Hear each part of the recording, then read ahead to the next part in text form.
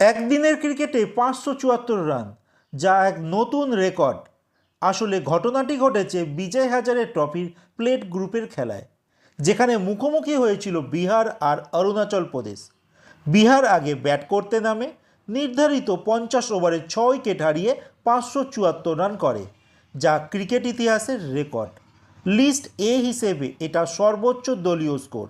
এর আগে রেকর্ড ছিল তামিলনাড়ু, যারা এই বিজয় হাজারে ট্রফিতে 506 রান করেছিল 2 উইকেট হারিয়ে।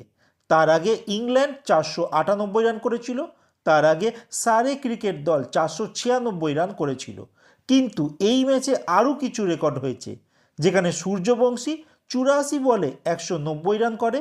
এছাড়া আয়ুষ লোহারুকা 56 বলে 116 রান করে ও সাকিবুল গনি 40 বলে 128 রানের অপরাজিত ইনিংস খেলেন।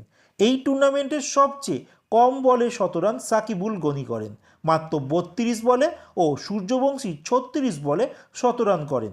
অন্যদিকে বিজয় হাজারে ট্রফির অন্য একটি ম্যাচে ঈশান কিষান, তিনি 33 বলে 100 রান করেন। তোমাদের কি মনে হয়, ভবিষ্যতের একদিনের ক্রিকেটে কি 600 প্লাস রান হবে? কমেন্টে জানাও।